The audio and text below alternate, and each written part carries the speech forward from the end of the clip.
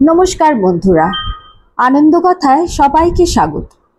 আচ্ছা, আপনারা মোম কি গুড়িয়া ছবি হিন্দি ছবিতে একটি গান বাগো মে বাহার আই হোটো পে পুকার আই আজা আজা আজা মেরে রানী, এই গানটি কখনো শুনেছেন? না শুনে শুনে দেখবেন তো কখনো গলাটা চিনতে পারেন কিনা। অবশ্য আজকে আলোচনার পর নিশ্চয়ই সেটা চিনতেই পারবেন। শুনে দেখবেন গানটা। কথা বলবো ওই গায়কের সম্পর্কে। উনি একটাই গান গেয়েছিলেন, যদিও উনি হচ্ছেন গীতিকার শ্রী আনন্দ বক্সী। নামটা আমি জানি, আপনারাও অনেকেই জানেন, কিন্তু সত্যি বলছি আপনাদের ওনার মতন বিশাল মাপের গীতিকার, প্রায় 4000-এর উপর গান, 600-র উপর সিনেমার গান, আমি কিছুই জানতাম না। বছরের পর বছর গানগুলো উপভোগ করে চলেছি।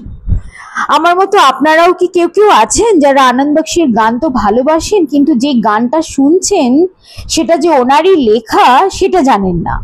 এই মহান গীতিকারকে ওনার 105তম জন্মবার্ষিকীতে আমার বিনম্র শ্রদ্ধাঞ্জলি। আনন্দ বক্সীর জন্ম 1930-এর 21শে জুলাই পাকিস্তানের রাওয়ালপিন্ডিতে। মাত্র 5 বছর বয়সেই উনি মাকে হারান। বাবার শাসন আর পরিবারের আদর যত্নে বড় হয়েছেন আনন্দ। 1944 সালে মাত্র 14 বছর বয়সে কেমব্রিজ কলেজ রাওয়ালপিন্ডিতে পড়াকালীন উনি রয়্যাল নেভিতেই পোস্ট বয়ের কাজে যোগ দেন। খুব খুশি হয়ে উনি নেভিতে যোগ দিয়েছিলেন, কারণ ছোট থেকেই ওনার স্বপ্ন ছিল বা ইচ্ছে ছিল বলতে পারেন মুম্বাই যাবার, কারণ উনি বম্বে ফিল্ম ইন্ডাস্ট্রিতে যোগ দিতে চাইতেন। এবার সেই সুযোগটা তিনি পেয়ে গেলেন। তিনি HMIS দিলাওয়ার আর HMIS বাহাদুর জাহাজে চড়ে বসলেন মুম্বাই পৌঁছানোর আশায়। HMIS সালভার বা দিলাওয়ার জাহাজ কোলাবা পর্যন্ত পৌঁছতো, যেখানে নেভির এস্টাবলিশমেন্ট এন্ড সিগন্যাল স্কুল ছিল, আর HMIS বাহাদুর জাহাজ বম্বে ক্যাসেল পর্যন্ত যেত, যেখানে নেভাল ট্রেনিং এস্টাবলিশমেন্ট ছিল এবং যুদ্ধে ট্রেনিং দেওয়া হতো মার্চেন্ট নেভি রিক্রুট। আনন্দ বক্সীর আশা পূরণ হলো না। ওনার নেভাল ক্যারিয়ার শেষ হয়ে গেল 1946-এর নৌ বিদ্রোহ হওয়ার পরে। ওনাকে নেভি থেকে তাড়িয়ে দেওয়া হলো, কারণ উনি নৌ বিদ্রোহতে পার্টিসিপেট করেছিলেন। এবার দেশ ভাগ হওয়ার পর 16 বছরের আনন্দ ইন্ডিয়ান আর্মি জয়েন করলেন অ্যাজ সিগন্যালম্যান জব্বলপুরে। সেখানে উনি প্রায় 6 বছরের মতন কাজ করেছিলেন। কিন্তু ওনার ওই কবিতা লেখা, গান গাওয়ার শখটা তো রয়েই গেছে। কিন্তু ওনার পরিবারের কেউ তো কখনোই চাননি উনি বম্বে যান ওনার স্বপ্ন পূরণ করতে। তবে উনি চেষ্টা চালিয়েই যেতেন। প্রায় 6 বছর ইন্ডিয়ান আর্মিতে কাজ করার পর সেখান থেকে তিনি নিজে লেখা গান শুনে সৈন্যদের আনন্দ দিতেনই। এবার আর্মির পাবলিকেশন সৈনিক সমাচারে ওনার কবিতা ছাপা হয়ে যাওয়ার পর উনি নতুন কনফিডেন্স পান। 1950 সালে আর্মির জব ছেড়ে দিয়ে আনন্দ বম্বে চলে যান। উনি গান লিখতে থাকলেন, কিন্তু ভাগ্যদেবী তো প্রসন্ন হলেন না। আনন্দ বক্সীর সংগ্রাম লম্বা হতে থাকলো। উনি হতাশার মোহভঙ্গ হয়ে আবার আর্মিতে ফেব্রুয়ারি 1951-তে এক্সবয় হিসেবে জয়েন করলেন। 1954-তে বিয়ে করলেন। কিন্তু ওই একটা গান উনি তারপর লিখলেন না, কুছ তো লোগ কহেঙ্গে। তারপর লিখেননি, কোনো এক সময় লিখেছিলেন। প্রিয় লাইন এটা ওনার, জানেন তো? 1956-তে ভলেন্টারি রিটায়ারমেন্ট নিয়ে আনন্দ আবার বম্বে চলে গেলেন দ্বিতীয়বার। ওনার কাছে 60খানা গান এবার ওনার ঝুলিতে।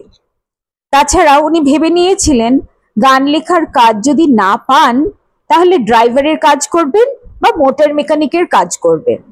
আবার খারাপ সময় এলো, আনন্দ বক্সীর সমস্ত পয়সা শেষ। স্বপ্নও তখন ভেঙে গেছে, বুঝতে পারছেন না কি করবেন। মনে মনে স্থির করেছেন আবার ইন্ডিয়ান আর্মিতেই ফেরত যাবেন।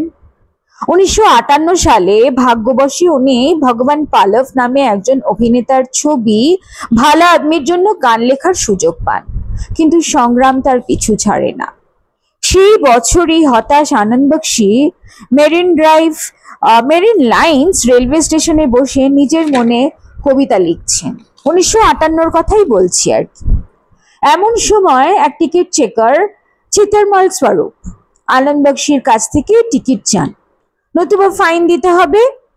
আনন্দ বক্সির কাছে টিকিট কেনার বা ফাইন দেবার কোনো পয়সাই তো নেই। হঠাৎ টিকিট চেকার দেখলেন আনন্দ বক্সি নিজের নোটবুকে কিছু কবিতা লিখেছেন। উনি কিছু কবিতা শুনতে চাইলেন। আনন্দ বক্সি তো আর জানেন না যে টিকিট চেকার কবিতা প্রেমী। ধৈর্য ধরে কবিতা শুনে খুশি হয়ে চিতরমাল আনন্দ বক্সিকে তার কষ্টের কথা জিজ্ঞেস করলেন। কষ্টের কথা জিজ্ঞেস করলেন না, বললেন যে এভাবে আপনি কেন এখানে বসে আছেন। চিতরমাল সবটা বললেন। তারপর ওই বাকিটা ইতিহাস। চিতরমাল বললেন, আমি একাই থাকি বড়িবালিতে, তুমি আমার সঙ্গে থাকো, কাজ পেয়ে গেলে অন্য বাড়ি খুঁজে নিও। টিকিট চেকার কিভাবে বুঝেছিলেন কে জানে যে উনি বাড়িতে হিরে নিয়ে যাচ্ছেন। দিন গড়িয়ে সপ্তাহ, সপ্তাহ গড়িয়ে মাস, আর তা 3 বছর হয়েছিল এই চিতরমালের বাড়িতে। আর এই প্রথম এক বন্ধু পেলেন আনন্দ অজানা এই শহরে। এমন বন্ধু যে 2 টাকা পকেট মানি দিত খাওয়া দাওয়া আর যাতায়াতের জন্য, যাতে প্রডিউসার বা ডিরেক্টরদের সঙ্গে আনন্দ বক্সির দেখা করতে পারে। জীবনের শেষ দিন পর্যন্ত চিতরমাল আর বক্সি ভীষণ ভালো বন্ধু ছিলেন। 2001-এ চিতরমাল মারা গেছেন। আর ওই যে একটি গান শোলের, ইয়ে দোস্তি হাম নেহি তোড়েঙ্গে, এই গানটাই বোধহয় তাদের দোস্তিকে সত্যি কথা বলতে এক লাইনে সেটাকে সাম আপ করে। অনেক চেষ্টার পর আনন্দ একটি অ্যাপয়েন্টমেন্ট পেলেন তখনকার লিডিং কম্পোজার রোশনলাল নাগরাথের সঙ্গে, ওনারই বাড়িতে সকাল 10টায়। কিন্তু তার আগের রাতে সারাটা রাত ভীষণ বৃষ্টি হলো। আর আপনারা তো জানেন বম্বের বৃষ্টি হলে রাস্তাঘাট কেমন জলে ভরে যায়। এমনই অবস্থা হয়েছিল সেই সময়। সেই যে সব লোকাল ট্রেন বন্ধ, বাস বন্ধ, কিন্তু আনন্দ তার কথা রেখেছিলেন। আর্মির ডিসিপ্লিন, তার ব্যাকগ্রাউন্ড যে ওই রকম, সেই আনন্দ কিভাবে তার কথা রাখলেন। বরিবালি থেকে সান্টাক্রুজ 19 কিলোমিটার রাস্তা, 3 ঘন্টা বৃষ্টিতে ভিজে হেঁটে হেঁটে আনন্দ সকাল 10টায় ঠিক হাজির হয়ে গিয়েছিলেন রোশনলালের বাড়িতে। দরজা খুলে চমকে গিয়ে রোশনলাল বলেছিলেন, তুমি মানুষ না ভূত। এই রোশনলাল রাকেশ রোশনের বাবা আর ঋতিক রোশনের দাদু, আপনারা জানবেন নিশ্চয়ই। এত সবের পরে আনন্দের কবিতা কিন্তু রোশনলালের খুবই ভালো লেগেছিল, মুগ্ধ হয়েছিলেন উনি আনন্দকে সিআইডি গার্ল লিখতে দিয়েছিলেন ছবির জন্য 1959 সালে। আর প্রথম গানটাই হিট হয়েছিল। তারপর আরো অনেক কাজ করেছেন ওনারা দুজনে একসঙ্গে। তবে আনন্দ বক্সির জন্য বম্বে ফিল্ম ইন্ডাস্ট্রিতে জায়গা বানানো মোটেই সহজ ছিল না। ওই সময় সাহির লুধিয়ানভি, শাকিল বদায়ুনি, कैफी आजमी, मजरू सुल्तानपुरी, রাজা মেহেদি আলী খান, শৈলেন্দ্রের মতো সব প্রখ্যাত এবং বিশাল ব্যক্তিত্বরা রাজত্ব করছিলেন। সেখানে আনন্দ বক্সি তো কবিও ছিলেন না, শখে লিখতেন। একদম অন্য ব্যাকগ্রাউন্ড, আর্মি ব্যাকগ্রাউন্ড থেকে এসেছিলেন। তাই দ্বিতীয়বার বম্বে এসেও ওনার 6 বছরের বেশি লেগে গিয়েছিল পুরো ফিল্ম ইন্ডাস্ট্রিকে বোঝাতে যে উনিও একজন শ্রেষ্ঠ গীতিকার। 1965-তে জব জব ফুল খিলে ছবির গান দিয়ে ওনার জয়যাত্রা সত্যিকারের শুরু হলো। ওই যে গানটা, ইয়ে সমা সমা হ্যায় প্যার কা, একটি গান বললাম আর কি, জব জব ফুল খিলে থেকে। তারপর 1967-তে মিলন ছায়াছবির ব্লকবাস্টার হওয়ার পরে আনন্দ বক্সি আর পেছনে ফিরে তাকাননি। মনে পড়ে সেই গানটা, সাवन का महीना। আনন্দ বক্সি অপূর্ব সব রোমান্টিক গান লিখেছেন, যেমন ধরুন मैंने पूछा चांद से আব্দুল্লাহ ছবির, বা ধরুন जब हम जवा होंगे বেতাব।